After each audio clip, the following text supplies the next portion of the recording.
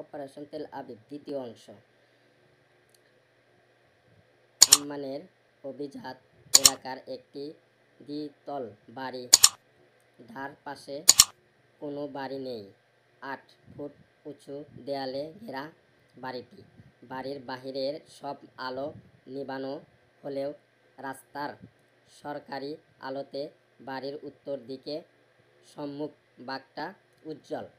রূপালি এবং কড়া লোহার গেটে আলো ঘরে পড়ে দিয়ে টিক করছে।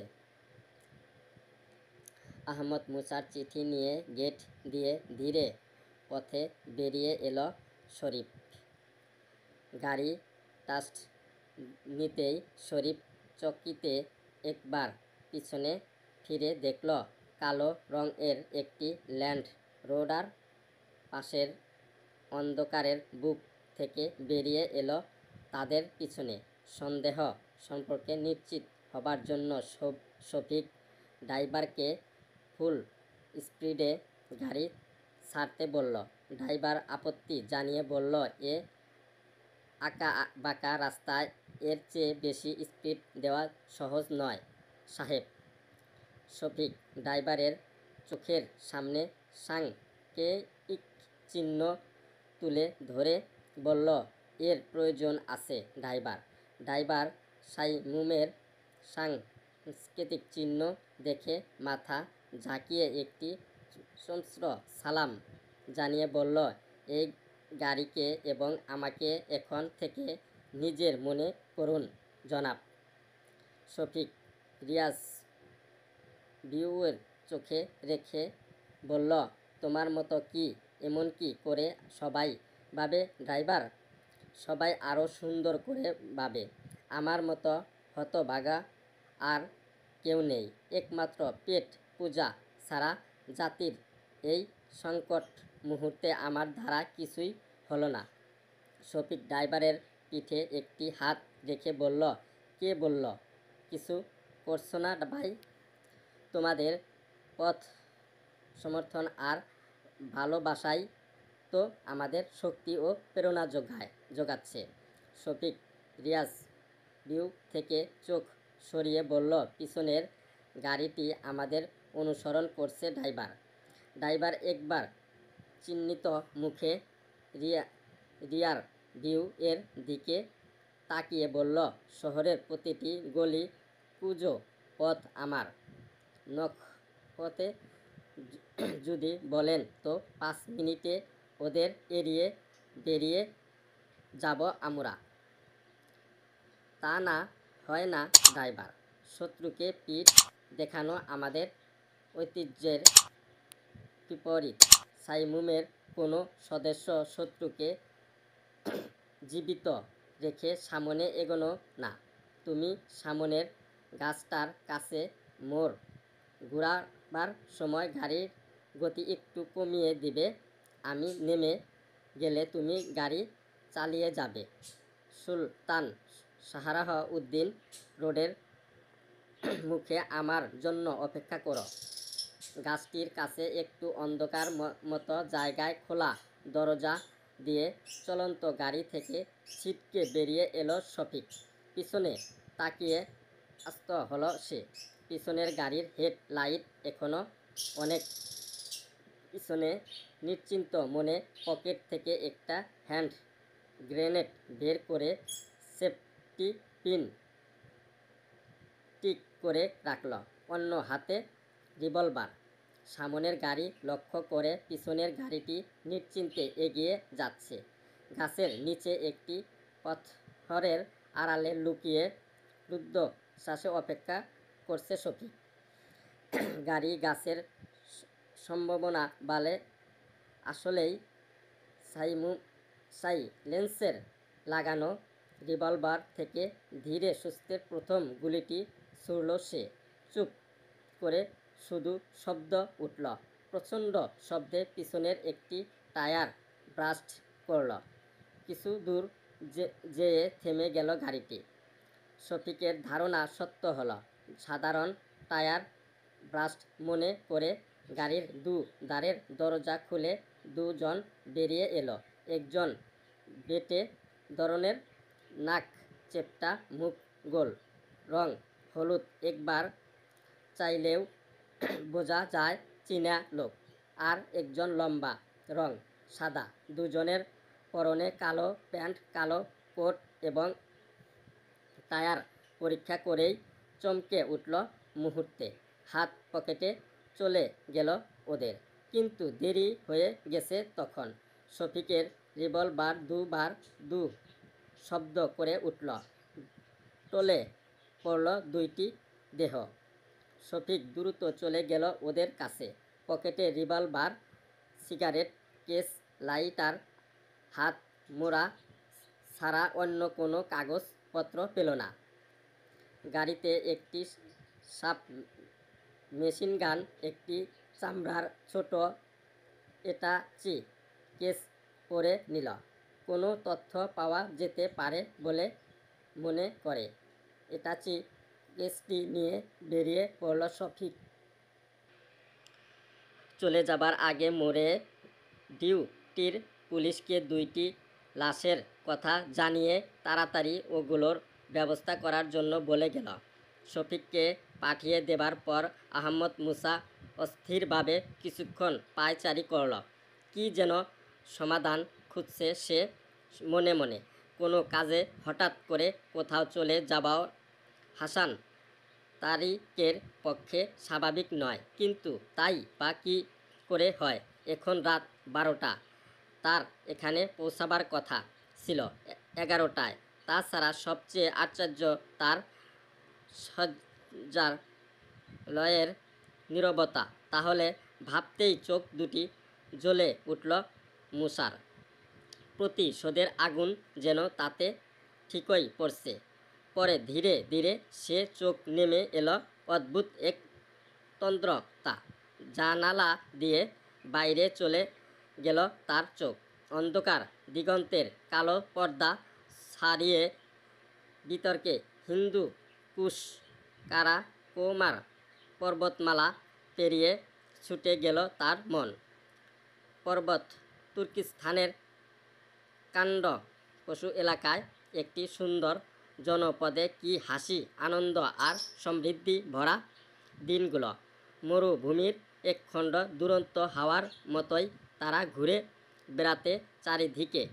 কাঁটাতার ঝোপে সারাদিন চলত লুকোচুরি খেলা। রাতে বেলা বাবার উচ্চ কোলে বসে আকাশের তারার দিকে চেয়ে কত কল্পনা, কত শুনতে শুনতে জগৎ পেরিয়ে মন চলে যেত আর এক জগতে।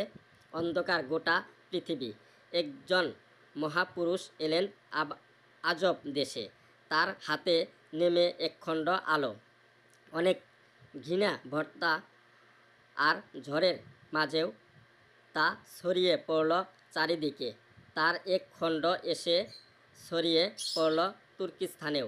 অনেক সময় গল্প শেষ না করেই বাবাকে উঠকে হতো মসজিদে থেকে ভেসে আসলো বড় চাচা জানের এক বসরা মিষ্টি সুর। বুঝত না সে এক ঝর্ণাও, কিন্তু ভালো লাগলো খুব।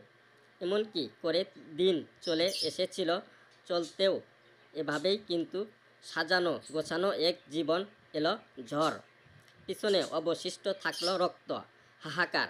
জানালার শিক ধরে দাঁড়িয়ে থাকা আহমদ মুসার মুখ কি এক অবজ্ঞ দেবতায় আর দৃষ্টতায় শক্ত হয়ে উঠল।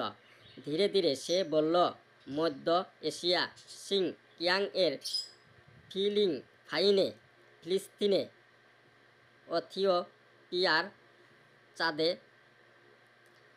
মুসলমানদের উপর যে নির্যাতন তোমরা চালাচ্ছ তার হিসাব অবশ্যই দিতে হবে। তোমার সিয়াটো, সেন্টো, নেটো গড়তে পারো, ওয়াশন চুক্তি করতে পারো, কিন্তু আমরা কিছু করতে গেলেই তা হবে ফ্যান্টাস্টিক আর গোড়ামি। জানালার পাল্লা দুটো টাকতে গিয়ে নিচের চোখ পড়তেই চমকে উঠল আহমদ মুসা। বাইরে প্রাচীরের পাশে বিড়ালের চোখের মতো এক টুকরো ক্ষীণ আলো হঠাৎ জ্বলে উঠে নিভে গেল। পেন্সিল টস হয়তো সস দিকে হয়ে উঠল আহমদ মুসা। অন্ধকারের জন্য বিশেষভাবে তৈরি বাইনোকুলার চোখে লাগালো দ্রুত। বাইরের অন্ধকার অনেকটা স্বচ্ছ হয়ে উঠল। দেখা গেল হুক লাগানো দড়ি বেঁধে একটি ছায়ামূর্তি প্রাচীরে উঠে বসেছে। কালো পোশাকে আবৃত ভঙ্গ ছায়ামূর্তিটি ধীরে ধীরে নামল নিচে, তারপর দেয়ালের পাশ ঘেঁষে শিকারী বিড়ালের মতো এগিয়ে এলো ধীরে নিঃশব্দ গতিতে। প্রস্তুত হয়ে মুসা নেমে এলো নিচে। সিঁড়ির মুখে সুইচ বোর্ডের পাশে একটি খামের আড়ালে দাঁড়ালো সে। নিঃশব্দ পায়ে ছায়ামূর্তিটি উঠে এলো বারান্দায়। তাকে একখণ্ড জমাট অন্ধকার ছাড়া কিছুই বুঝবার উপায় নেই। প্রায় 10-12 হাতের মতো এক চলে এসেছে। হঠাৎ থমকে দাঁড়ালো ছায়ামূর্তি। আহমদ মুসা বাম হাতের বুড়ো আঙুলের সুইচে চাপ দিয়ে ডাকতে রিভলভার ধরে বের হয়ে এলো আড়াল থেকে। ঘটনার আবিষ্কার ছাড়া ছায়ামূর্তিটি মুহূর্তের জন্য বিলম্ব হয়ে পড়ল। রিভলভারের নলটি স্থির লক্ষ্যে তুলে ধরে মুসা বলল, নিশানা আমার প্রায়ই ভুল হয় না। ফেলে দিন রিভলভার। বোম হাতের পেন্সিল হেটেড রিভলভারটিও ফেলে দিন। ছায়ামূর্তিটি স্থির বিকম্প চোখ দুটি আহমদ মুসার চোখে কি যেন পাঠ করল। তারপর একটু দ্বিধা করে হাতের দুটি অস্ত্র ছেড়ে দিল। মেসেজ পাশে মানুষের একটি ছায়া নড়ে উঠতে দেখে চমকে উঠল আহমদ মুসা। প্রায় ছিটকে এক পাশে শুয়ে পড়ল সে। সঙ্গে সঙ্গে পিছন থেকে ধূপ করে একটি শব্দ হলো। তীব্র আর্তনাদ করে পড়ে গেল সামনের লোকটি। আহমদ মুসা রিভলভারও গর্জে উঠল। কিছু বুঝবার আগেই পিছনের লোকটিও হাত থেকে রিভলভার ছিটকে পড়ে গেল। বাম হাতটি উপরে তুলতে চেষ্টা করল লোকটি। আহমদ মুসা গর্জে উঠল, হাত নামিয়ে নাও, নইলে দ্বিতীয় গুলিটি এবার হাত নয়, হৃদয়পিণ্ড ভেদ করে বেরিয়ে যাবে। আদেশ পালন করল লোকটি। তার ডান হাত থেকে ফোঁটা ফোঁটা রক্ত ঝরে পড়ছিল। এ সময় বাইরের গেটে গাড়ি দাঁড়ানোর শব্দ হলো। উৎকৃষ্ট হয়ে উঠল আহমদ মুসা, কিন্তু রিভলভারের নল তার একটুও নড়ল না। বাইরে থেকে একটি পরিচিত সংকেত এলো। আহমদ মুসা তার উত্তর দিতেই কয়েক সেকেন্ডের মধ্যে সেখানে হাজির হলো ফারুক। এসেই বলল, ঠিক, আমার কান ভুল শোনেনি, যা ভেবেছিলাম তাই। ওসব লেডিস পরে করো ফারুক, আগে আমাদের এ মেহমানটির পকেট থেকে দ্বিতীয় রিভলভারটি বের করে নাও। সাবধানে হাত দিও পকেটে, হয়তো আরও কিছু থাকতে পারে। রাত তখন 1টা। আহমদ মুসা আর ফারুক আমিন মুখোমুখি একটি টেবিলে বসে। আহমদ মুসার সামনে ছোট্ট একটি চিরকুট। ধীরে ধীরে চিরকুট থেকে মুখ তুলে আহমদ মুসা বলল, ইহুদিদের মোসাদ আর পশ্চিমা CIA এর সাথে এসে জুটল কে আবার কি চায় ওরা? ফারুকের দিকে চেয়ে মুসা বলল, আমাদের আজকের মেহমান কোনো দলের খোঁজ নিলে? ফারুক বলল, হ্যাঁ, ট্রাইজারের ব্র্যান্ডে বি আকারের 2টো পিন দেখেছি। ঘড়ির দিকে চেয়ে আহমদ মুসা বলল, সময় বেশি হতে নেই। তাছাড়া ওর ব্যবস্থা এখনই প্রয়োজন। কোনো ব্যাপারকেই, বিশেষ করে এইসব বিপজ্জনককে বোঝা বেশি দূর টেনে নেওয়া ঠিক নয়। কিন্তু তার আগে চলো পরীক্ষা করা যাক লোকটিকে। ডিপ নীল আলো চারদিকে বক সাদা দেয়াল সে আলো প্রতিফলিত হয়ে স্বপ্নের পরিবেশ সৃষ্টি করেছে। আজ শোনা অবস্থায় ইজি চেয়ারে বসে থাকা লোকটি ডান বাহু থেকে পেন্টাখল ইনজেকশনের সুচ ধীরে ধীরে টেনে বের করল। তারপর মৃদু হেসে আহমদ মুসা বলল, বেশ কিছু, একটু ক্লান্তি, একটু একটু ঘুম ঘুম ভাব বোধ করবেন মিনিট খানেক, তারপর সব ঠিক হয়ে যাবে। আগের সবগুলো কথা মনে পড়বে, আর বলতেও কোনো কষ্ট হবে না। লোকটি চোখ বুজে গিয়েই আহমদ মুসা একটি চেয়ার টেনে নিয়ে তার সম্মুখে বসল। তারপর ধীরে ধীরে বলল, চোখ খুলুন, আমার চোখের দিকে দেখুন। আস্তে আস্তে চোখ খুলে গেল লোকটির। আহমদ মুসা বলল, আপনার নাম কি? মিখাইল ইয়াকুব। আপনি কোন দেশি? ইউক্রেনি? কিন্তু দেখে তো তুর্কি মনে হয়। আমার পিতা মাতা নাকি তুর্কি ছিলেন? কেমন? আমি সাইবেরিয়া শিশু উদ্যুত শিবিরের মানুষ। আপনার পিতা মাতা কি তাহলে মুসলমান ছিলেন?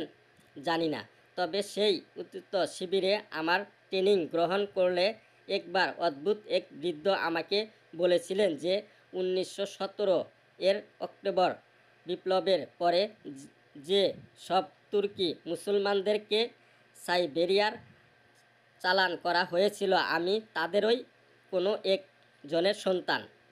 এখন আপনি কি মনে করবেন নিজের পরিচয় সম্বন্ধে? পূর্ব পরিচয়ে আমার প্রয়োজন নেই।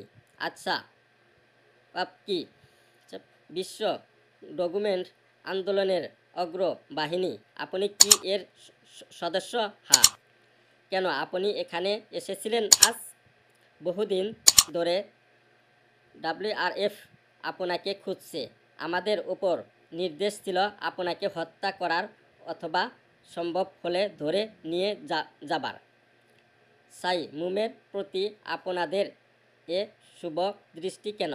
সাইমুম বিশ্ব কমিউনিস্ট আন্দোলনের নাম্বার 1 এমনি এর কেন্দ্র কোথায়?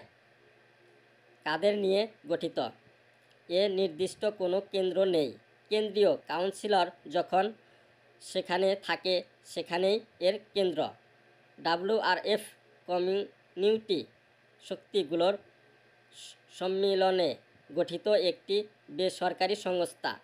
আবার কোথায় কিভাবে WRF কাজ করছে আমি জানি না। শুধু এইটুকুই জানি, মুসলিম দেশগুলোকে এর জন্য বিভিন্ন ইউনিটে ভাগ করা হয়েছে। আজকে এখানে খোঁজ কে দিয়েছে আপনাদের আমি জানি না। আদেশ পালন করেছি শুধু। আদেশ কোত্থেকে এসেছে? আল কবির রোডের 233 নং বাড়ির একটি ঘরে রক্ষিত কাঠের বাক্স থেকে নির্দেশ লিখিত চিঠি পেয়েছি। হাসান তারিককে চিনেন? নাম শুনেছি। গত 10 ঘন্টা থেকে তার খোঁজ নেই। তার সম্বন্ধে কিছু জানেন? যেটুকুর সাথে আমরা সংশ্লিষ্ট তার বেশি কোনো কিছুই আমাদের জানতে দেওয়া হয় না।